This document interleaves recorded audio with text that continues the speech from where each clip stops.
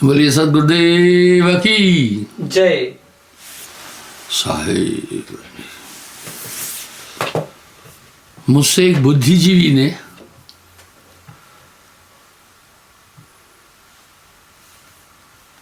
एक सवाल किया। इस युग में, इस समय कबीर साहब की वाणी की क्या प्रासंगिकता है? संसार बदलता रहता है, विचार बदलते रहते हैं। मैंने कहा भाई बात सुनो, साहब के विचार, साहब की वाणी सर्वकालिक है।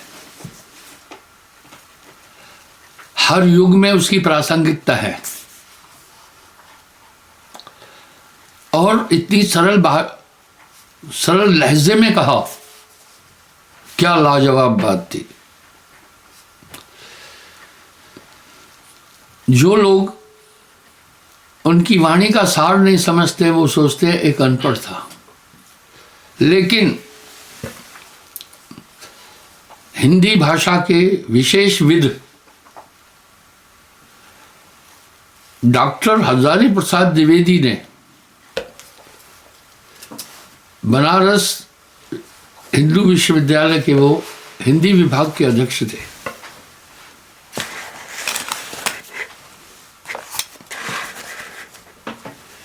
एक बात बड़ी प्यारी कही। नूना दास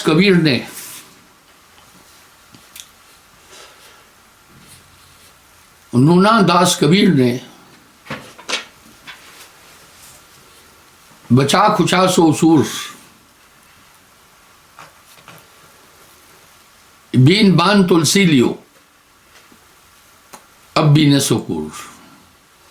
नूना दास कबीर ने बचा खुचा सो सूर, बीन बान तुलसी लियो अब बीने सुकूर। मैंने उनको कहा, पहली बात, डॉक्टर हजारी प्रसाद द्विवेदी कह रहे हैं अध्यात्म की फसल नून ना पहले, जितना था वो परमात्म तत्व पर कबीर साहब बोल गए, जो थोड़ा रह गया वो सूरदास ने बोला। 42 ग्रंथ लिखे, चक्षुहीन होने के बावजूद फिर कुछ नीचे गिर जाता है,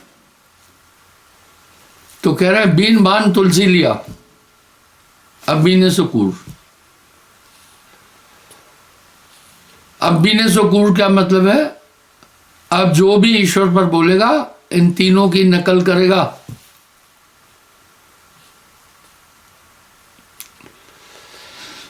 बड़ी विशेषता साहब की वाणी और भजनों शब्द दोनों में है।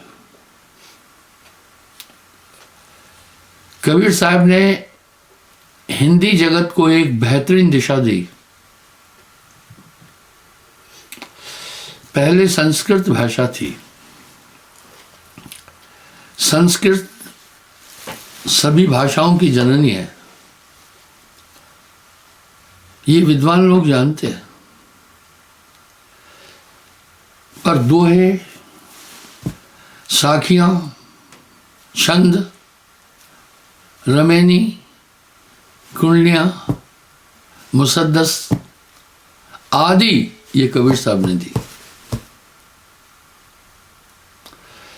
उनकी इस थ्योरी की नकल सबने की। चौपाई तो साहब की देन है। इसी के आधार पर रामचरितमानस का निर्माण किया गोस्वामी जी ने, और इन भजन शब्दों में आम आदमी की प्रचलित भाषा में अध्यात्म ज्ञान कहा।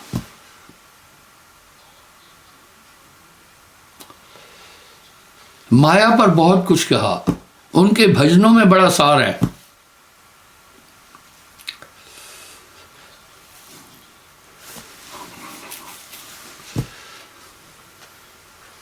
फिल्मी दुनिया के लोग भी साहब के कई भजन, कई गीत अपनी फिल्मों में डाले।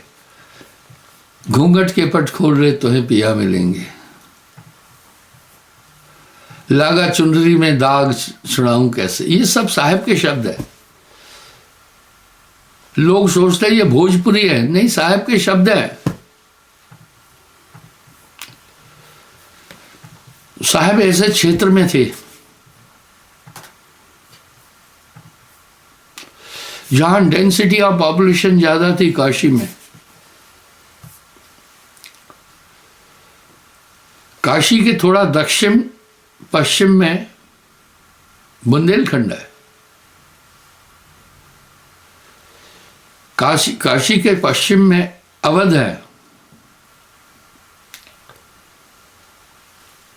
काशी के पूरब में बिहार आदि, झारखंड आदि ये आते हैं।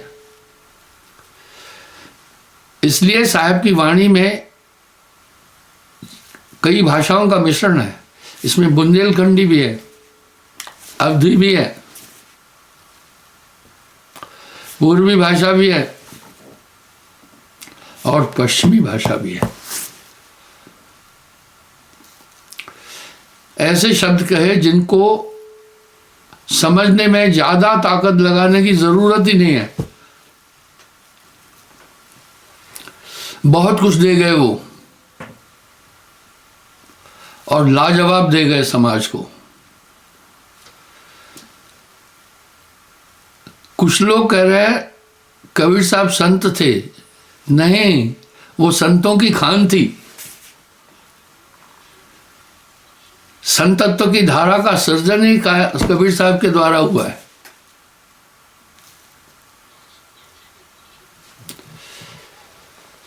इसलिए ग्रंथ साहब में भी जन्म अंग की साखियों में देखिए उनकी पकड़ कहां तक थी।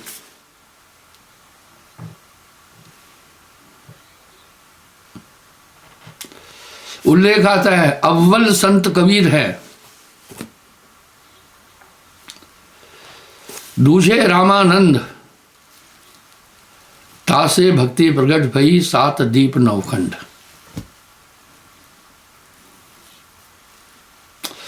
उनकी वाणी सम्मोहन युक्त थी, सर्वकालिक थी। मैं क्षमा चाहता हूं, सभी संतों का सम्मान करता हूं। जयकारा बोलने के टाइम प्रथम बोलता हूं सदगुरुदेव की जय, साहब, संत समाज की जय, सभी संतों की जय बोला, भक्त मंडली की जय।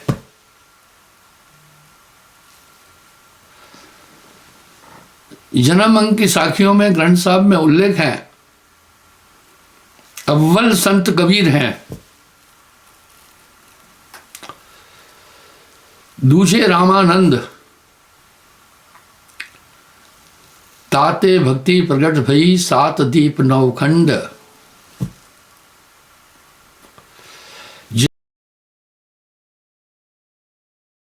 जिसका नाम भक्ति है, भक्ति के निर्माता कबीर साहब हैं।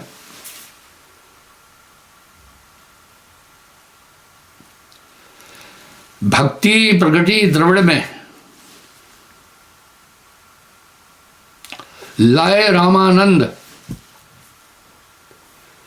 ताह प्रगट कबीर किए, सात दीप नवखंड।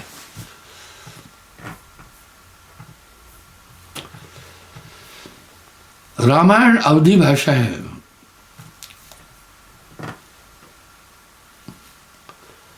इसलिए रामायण का प्रचार तंत्र ज्यादा लंबा नहीं है।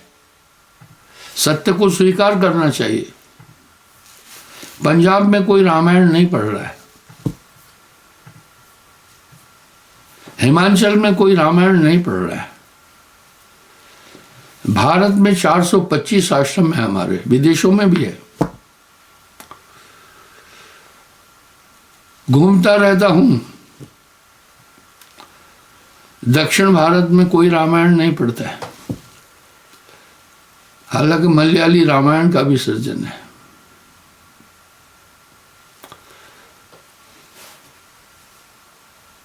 उड़ीसा और बंगाल में भी कम, लेकिन कबीर साहब की भक्ति पूरे संसार में है। महात्मा गांधी से लेकर नेल्सन मंडेला तक, नेल्सन मंडेला ने भी यही थ्योरी अपनाई। अगर गांधी जी का पूरा मंथन करोगे तो अंदर से कबीर साहब निकल आएगा। आज भी उनके पुराने मकान में एक शब्द लिखा है, श्वास श्वास प्रभु सिमर ले, वृथा श्वास ना खोए, ना जाने कि श्वास में आवन होए ना होए। इस तरह सर्वकालिक भाषा का प्रयोग किया। सिर्फ इतना नहीं, भक्ति उन्होंने वही उत्पन्न की। पहले तप था, योग था, हठ योग था, यज्ञ आदि थे, लेकिन भक्ति का प्रादुर्भाव ही कबीर साहब से हुआ है।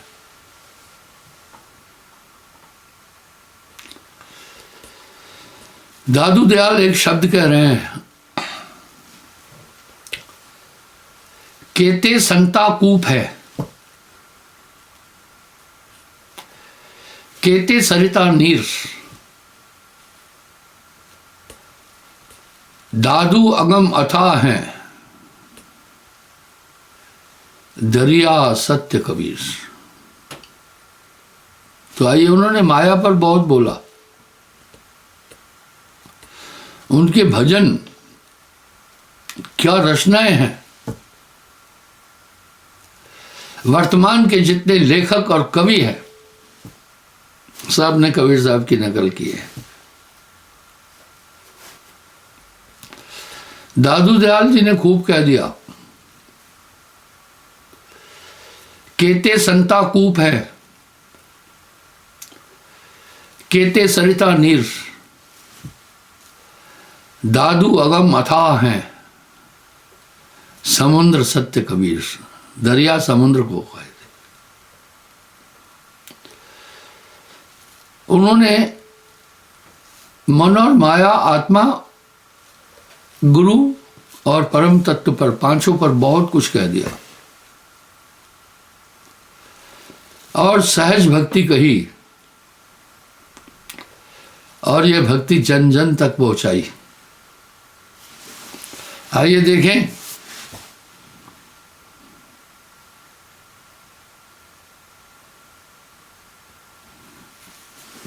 एक है साधे सब सधे, सब साधे सब साधे सब जाए।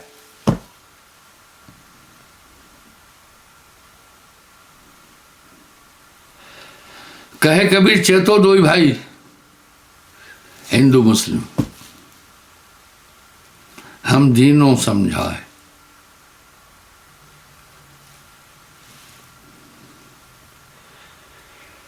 लूटे ब्रह्मा हरि त्रिपुरारी, लूटे गौतम सुखदेव ब्रह्मचारी। वाह, माया महा ठगनी हम जानी में भी साहब ने इसका उल्लेख किया है।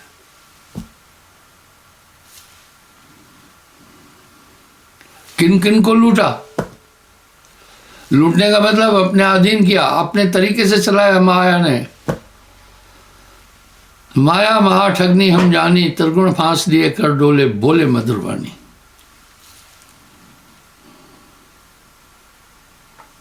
लूटे ब्रह्मा हरि त्रिपुरारी, लूटे गौतम सुखदेव ब्रह्मचारी।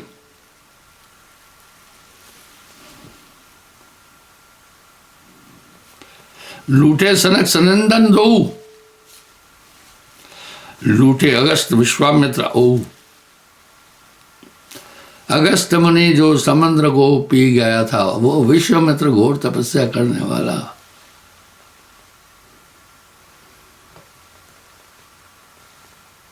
अप्सरा के संसर्ग से ही उत्पन्न हुई थी एक सुंदर पुत्री, वो विश्वामित्र की पुत्री कहलाती है। लूटे वशिष्ठ अत्रि दुर्वासा, ये निंदा नहीं है। निंदा निंदा सब कहे, निंदा निंदा सब कहे, निंदा न जाने कोई, जैसे को तैसा कहे वो भी निंदा न होए।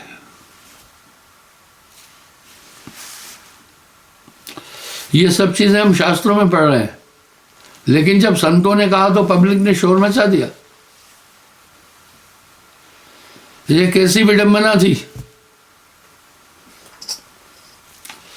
साच कहो तो मारन धाई, झूठ कहा नहीं जाई, संतो झूठे जगपति आई।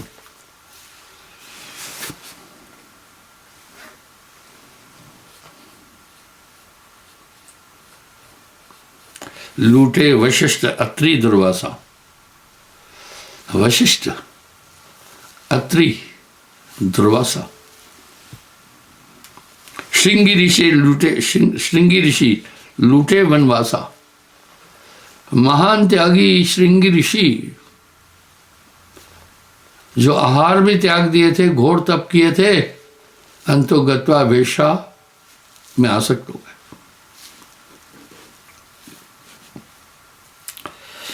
पराशर लूटे मांझ बंजारा। ऋषि परवाशर को, पराशर को लूट लिया मच्छोदरी। ये प्रसंग भी आप सुनते हैं। यही तो महाभारत का प्रारंभ हुआ।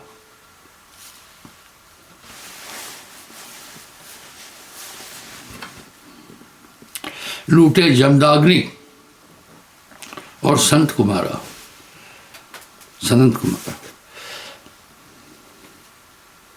लूटे गौस कुतुब भवानी, लूटे औलिया अंबिया पीरानी। मोहम्मद लूटे राह चलाई, लूटे चार यार जिनकी थी दुहाई। लूटे ईसा मूसा मंसूरा, सबको लूटा। लूटे अरबही मदीन के सूरा।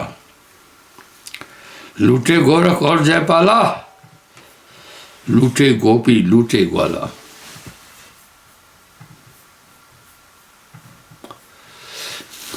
गोपी ग्वाल न गोकुल खेला, नहीं हरना का संघारा। ये सब काम साहेब के नाही, झूठ कहे संसारा। है प्रतिपाल सबिन को साहेब, कहो कौन को मारा। संतो झूठे जगपति आए। बहुत साफ साफ कह दिया।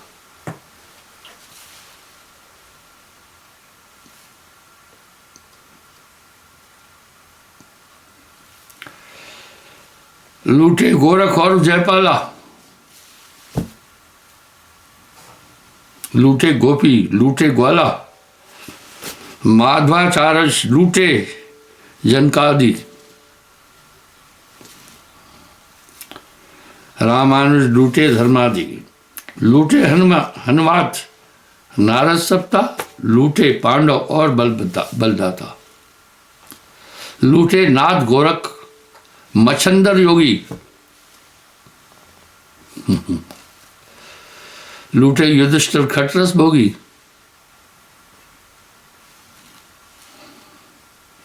सुर नर मुनि सब लूटे झारी।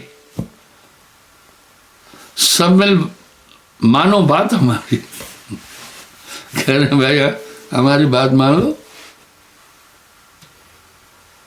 क्या बात है।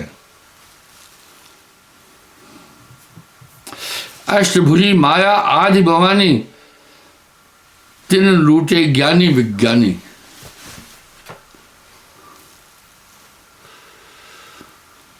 माया महाठगनी में बोरा भजन में साहब ने पूरा विवरण दिया।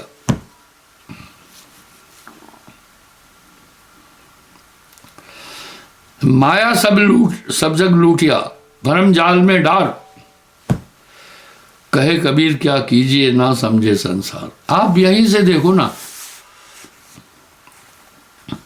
लोग आपका विरोध कर रहे होंगे, ये स्वाभाविक है हर जगह। जबकि आप तो महामानव हो गए, न मांस खा रहे हैं, न शराब पी रहे हैं, न गंदे काम कर रहे हैं, न परस्त्री गमन कर रहे हैं, न चोरी कर रहे हैं, न जुआ खेल रहे हैं,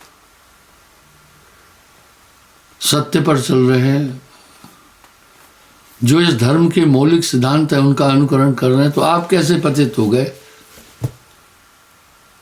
राइबॉट पब्लिसिटी पूरी दुनिया में चलती है।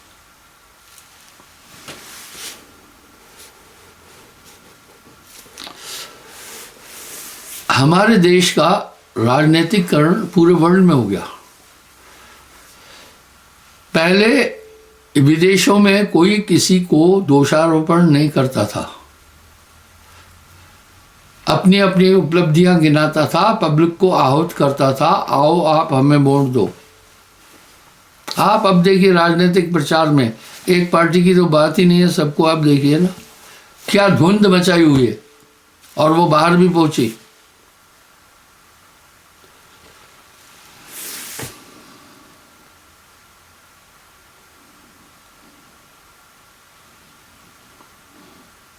कहे कबीर क्या कीजिए ना समझे संसार, एक दो होए ताहे समझाऊं,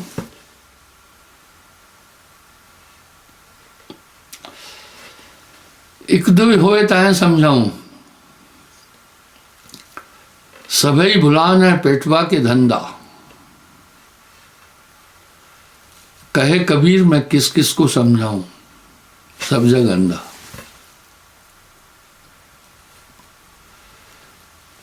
मुझे खुशी है, मेरे लाइव प्रोग्राम से काफी लोगों में एक जागृति आ रही है। दूर दूर से लोग आ रहे हैं हमारे पास। अभी कल लाइव प्रोग्राम के साथ 13 आश्रमों में भी प्रोग्राम था मेरा। अगर उन 13 आश्रमों का मैं विचरण करना था तो मुझे काफी टाइम लगना था। ये एक अच्छा संसाधन है। तो इस तरह से बड़ी यूनिक बात कही।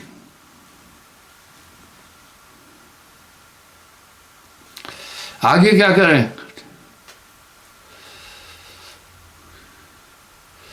कहे कबीर क्या कीजिए ना समझे संसार, हे चातानी सब करे कटे न भरमक डार, चारों युग सबको समझाया कहा न मान हमार। बड़ी यूनिक भाषा के इस्तेमाल किया। भैंस चराने वाला भी साहब के दोहे और शब्द समझता है। इस तरह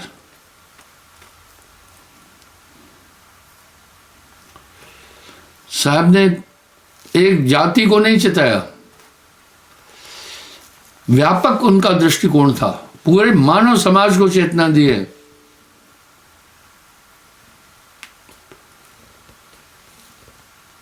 साहब ने पूरे मानव समाज को चेतना दी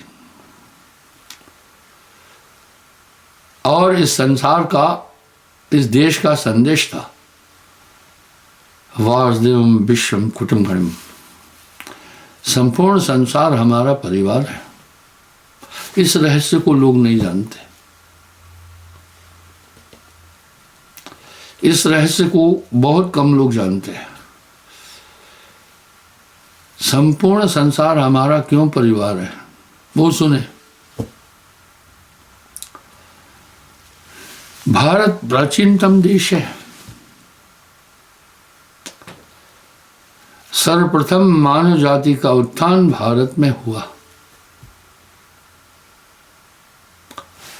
मैं 70% विश्व का भ्रमण कर चुका हूं।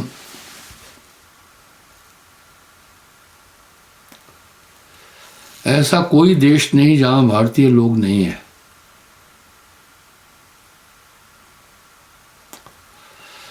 मैं आपको एक उदाहरण देता हूं। मुझे लिस्टर ब्रिटेन में एक गुजराती मिला।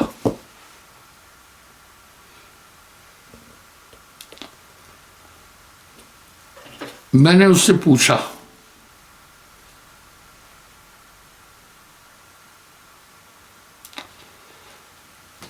आप यहाँ कब से हैं?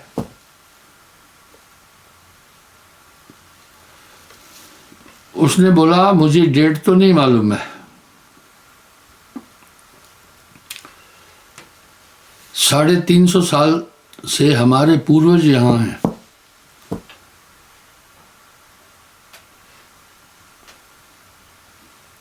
मैंने कहा हमारे पूर्वज, आपके पूर्वज यहाँ 350 साल पहले कैसे आए? बोला भारत में अंग्रेजों की हुकूमत थी, पानी के जहाज में इनको लाद कर भर कर लाए। मैं आपको बताना चाहता हूं विदेशों में हमारे लोग क्या काम कर रहे हैं, वो आप सुनना। साहब का एक शब्द है, तेरा मेरा मनवा कसे खोई रे। मैं कहता आंखन की देखी, तू कहता कागज की लेखी। वाह। तो प्रैक्टिकल में घूमता रहा, मुझे हर जगह भारतीय लोग मिले। अब आओ मैं आपको बताता हूं भारतीय लोग पूरे विश्व में हैं। मानव सभ्यता का उत्थान ही भारत में हुआ था, क्योंकि ऐसे क्षितिज पर है जहां जीवन की सभी सुविधाएं उपलब्ध है। अर्बन कंट्री में कोई नहीं था, अफ्रीका में कोई नहीं था, कनाडा में कोई था ही नहीं, अमेरिका में नहीं था कोई। ये तो कोलंबस ने खोजी है 400 साल पहले। रसिया में कोई नहीं था, बहुत ठंड थी। भारत प्राचीन देश नहीं है, प्राचीनतम, यानी प्राचीन देशों में भी प्राचीन। अब आपको बताता हूं विदेशों में हमारे भारतीय भाई क्या करते हैं। जितने राजमिस्त्री हैं भारत के लोग हैं, जितने कारपेंटर हैं भारत के लोग हैं,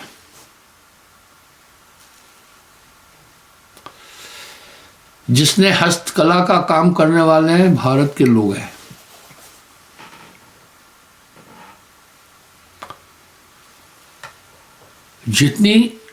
जितने भी लेबर का काम करने वाले हैं मैक्सिमम भारतीय लोग हैं। हाँ, अभी बाहर कुछ हमारे बच्चे पढ़े लिखे सॉफ्टवेयर इंजीनियर भी हैं, पर बहुतायता वहां इन्हीं लोगों की है। यहां तो ड्राइविंग साइड से है, मेहनती है भारत का आदमी, अपनी जीविका उपार्जन के लिए वो पूरे संसार में छिटके हुए हैं। जब पहला मनुष्य ही यही हुआ है तो भारत इसीलिए तो कह रहा है ना, ये पूरा संसार हमारा परिवार है। भाई आपके परिवार का आदमी बंबई चला गया, वहां रह रहा है, तो आपका नहीं है क्या? भाई आपके परिवार से आदमी जाकर मद्रास में बसने लगा, चेन्नई में बसने लगा, वो आपका नहीं है क्या? आपके परिवार का एक आदमी जाकर बंगाल में बसने लगा, वो आपका नहीं है क्या? इस तरह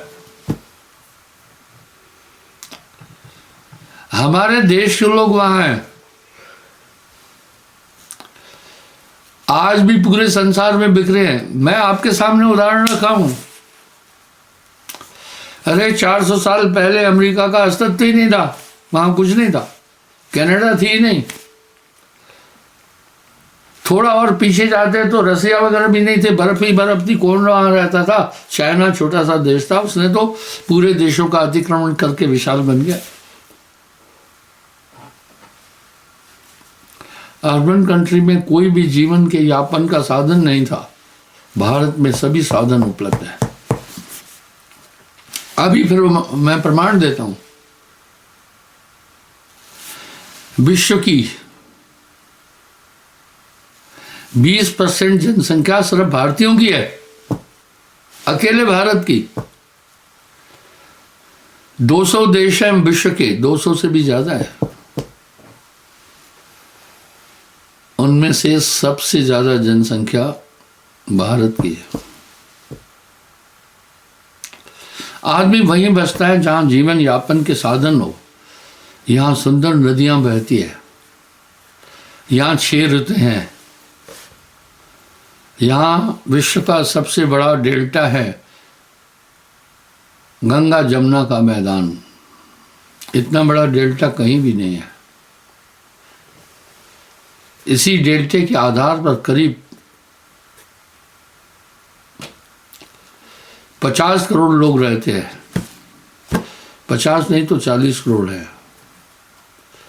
वो गंगा जी और इन नदियों के सहारे से रहते हैं।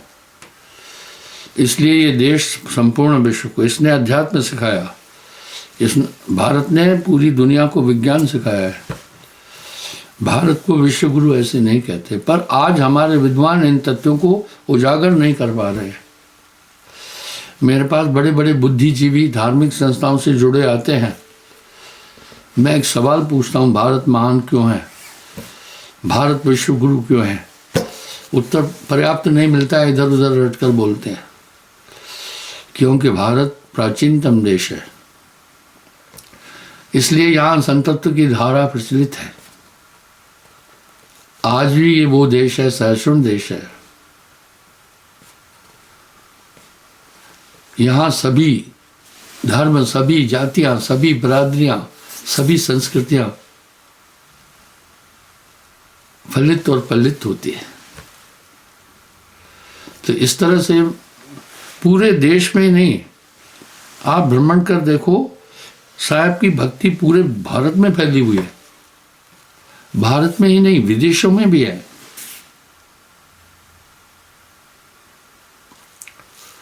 अमेरिका में भी बड़े बड़े आश्रम हैं कबीर साहब के, कबीर पंथियों के। कनाडा में है, ब्रिटेन में है। आप जाकर देखें, अमेरिका में सिखों का शहर बसा हुआ है, और ब्रिटेन में लिस्टर में पूरे गुजराती हैं। आप कनाडा में देखें भारतीय कितने हैं। तो भारत विश्व गुरु है, क्योंकि इसने संस्कृति सिखाई पूरे संसार को। आइए, मैं साहब पर फिर बोल रहा हूं। इसलिए